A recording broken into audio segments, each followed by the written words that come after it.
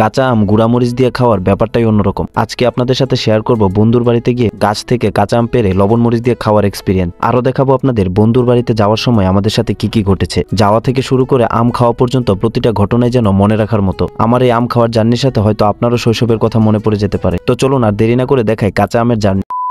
আসসালামু আলাইকুম, সবাই কেমন আছেন? তো এখন আমি আছি বারিচা বাজারে, আর এখান থেকেই আমি সহ আমার দুই বন্ধু মিলে চলে যাব কাঁচা আম খাওয়ার জন্য অন্য একটি বন্ধুর বাড়িতে।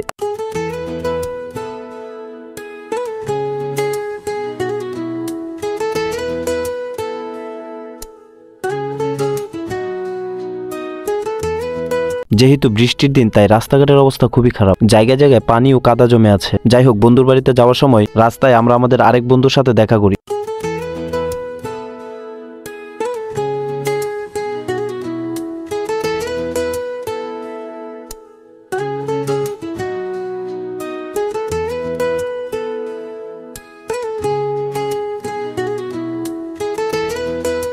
আমার গত ব্লগে অনেকে গ্রামের রাস্তাগুলোকে খুব পছন্দ করেছেন, সেজন্য এই ব্লগেও চেষ্টা করলাম গ্রামের অপরূপ সুন্দর এই রাস্তাগুলো এবং পরিবেশটাকে তুলে ধরার জন্য।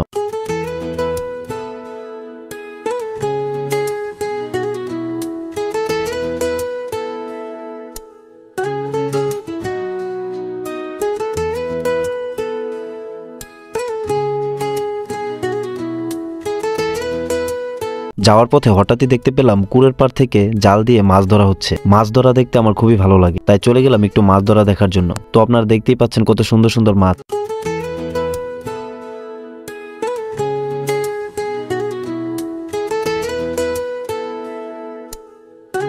কিছুক্ষণ ওয়েট করার পর আমি ছোট ভাইটাকে বললাম যে জালটা আবার উঠানোর জন্য। সে মাত্র জাল পানিতে ফেলছে, তাই উঠাতে চাচ্ছিল না, কিন্তু আমি রিকোয়েস্ট করার পর সে জালটা উঠাইলো।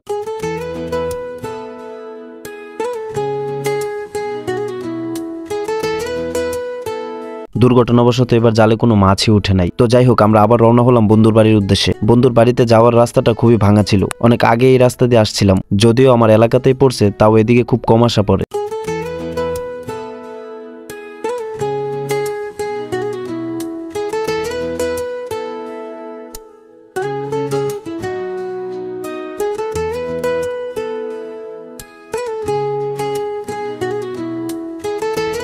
তবে এই দিকের প্রাকৃতিক পরিবেশটা খুবই সুন্দর আর খুবই ঠান্ডা। তো যাই হোক, আরেকটু গেলেই চলে যাব বন্ধুর বাড়িতে।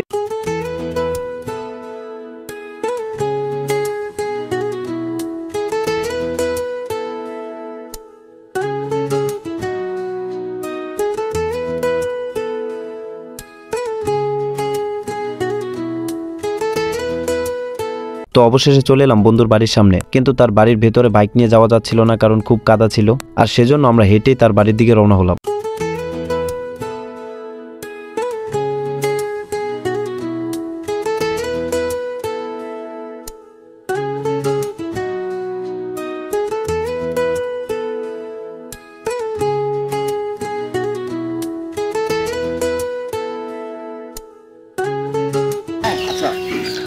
এখন বিষয়টা হচ্ছে, আমরা এখানে আসছি, আসার পর দেখলাম যে এতটুকু রাস্তার মধ্যে প্রচুর কাদা, তাই আমরা গাড়িটা ওইখানে রাখা, তারপর আমার বন্ধু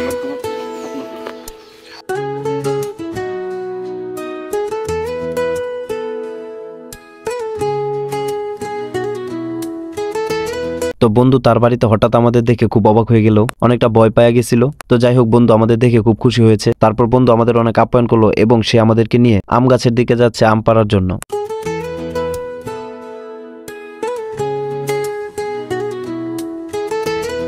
কি খবর তোমার? অনেক আমরা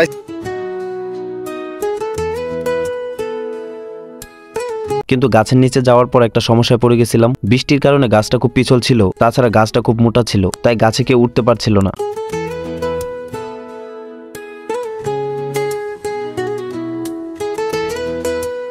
তবে আমাদের এক ছোট ভাই সাহস করে আমাদের জন্য গাছে উঠে গেল। সে খুবই দক্ষতার সাথে আম গাছে উঠে আম পাড়ছিল। সেই দৃশ্যটি দেখার পর এক মুহূর্তের জন্য শৈশবের কথা মনে পড়ে গিয়েছিল।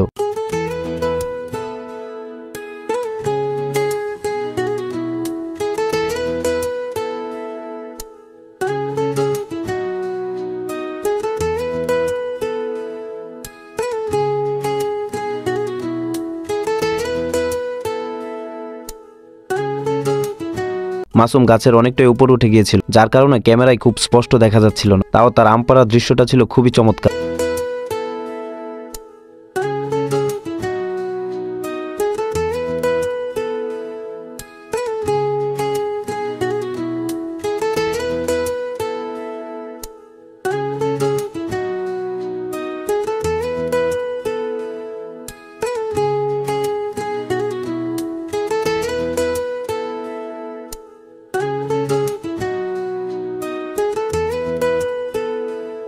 কাঁচা আমগুলো দেখতে অনেক তাজা আর খুবই সুন্দর ছিল। আমরা প্রায় অনেকগুলোই কাঁচা আম পেরেছি, আর তাই এখন আমরা আমগুলোকে নির্ধারিত স্থানে নিয়ে যাব। আসলে কাঁচা আমগুলোকে দেখে হারানো সেই শৈশবের কথা মনে পড়ে যাচ্ছে। সুন্দর।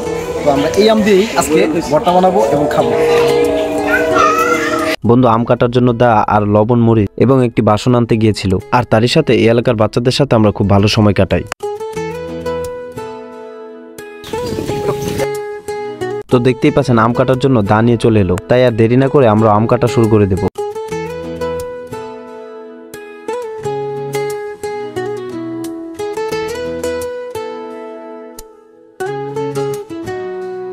কিন্তু তার আগে আমগুলোকে ধুয়ে নেওয়াটা খুব প্রয়োজন ছিল, তাতে করে আমগুলোর কষও চলে যাবে, আর সেজন্য আমি চলে গেলাম আমগুলোকে ধুয়ে নিয়ে আসার জন্য।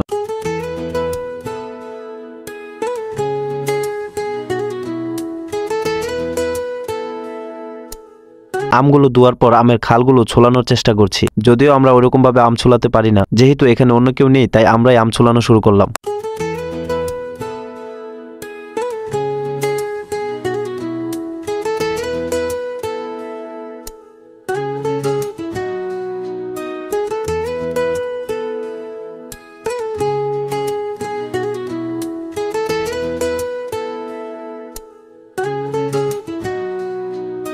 তো দেখতেই পাচ্ছেন আমাদের আম ছোলানো দেখে এলাকার যত ছোট পোলাপাইন আছে সব একসাথে জমা হয়েছে, তবে তারাও আমাদের অনেকটা হেল্প করেছে এবং তাদের সাথে কাটানো সময়গুলো স্মৃতি হয়ে থাকবে।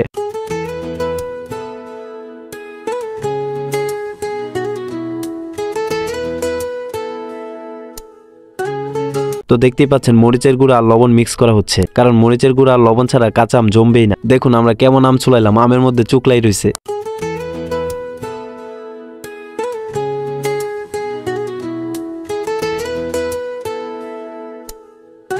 যাই হোক আমগুলো ছোলানোর পর আমগুলাকে ভালোভাবে ধুয়ে নেওয়া হয়েছে যাতে করে কোনো ময়লা না থাকে। তারপর আমার বন্ধু বসে আমগুলাকে স্লাইড করছে। আসলে এই কাঁচা আমগুলো দেখে জিভে জল চলে আসছিল।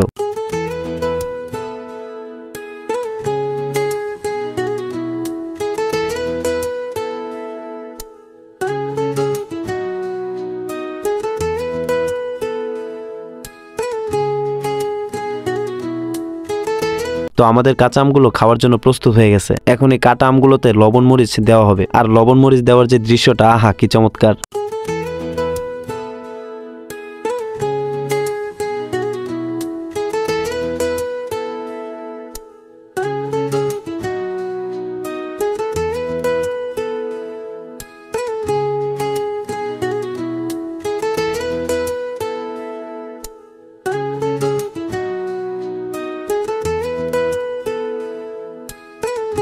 আমাদের পাশে থাকা ছোট ছেলেগুলো খুবই কষ্ট করছে, আর সেজন্য আমার বন্ধু তাদেরকে আগে আম দিচ্ছে। তো যাই হোক এখন আমাদের কাঁচা আম লবণ মরিচ দিয়ে মাখানো হয়ে গেছে, তো এখন হচ্ছে খাওয়ার পালা। তো আশা করছি আমাদের এই কাঁচা আম খাওয়া দেখে আপনাদেরও খেতে খুব ইচ্ছা হবে।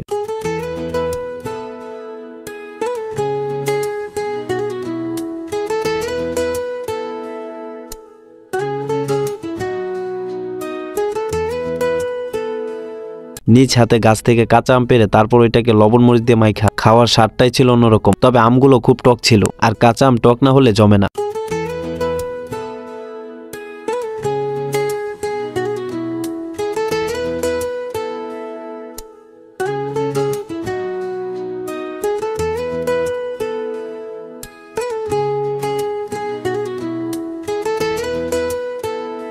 তো যাই হোক আমার আজকের এই ভিডিও হয়তো আপনাদের অনেকেরই নিজের গ্রামের ছোটবেলার সেই শৈশবের কথা মনে করে দিয়েছে। যদি আমার এই ভিডিওগুলো ভালো লেগে থাকে অবশ্যই আমাকে উৎসাহিত করবেন এবং কমেন্টের মাধ্যমে জানাবেন ভিডিওটা কেমন হয়েছে। তাছাড়া ফলো দিয়ে লাইক কমেন্ট শেয়ার করতে ভুলবেন না, কারণ আপনাদের উৎসাহ পেলে এরকম গ্রামীণ প্রাণবন্তকর দৃশ্যে ব্লগ আপনাদের সামনে নিয়ে আসতে পারবো। তো সবাই সুস্থ থাকবেন, ভালো থাকবেন, দেখা হবে ইনশাল্লাহ পরের ভিডিওতে। ধন্যবাদ সবাইকে।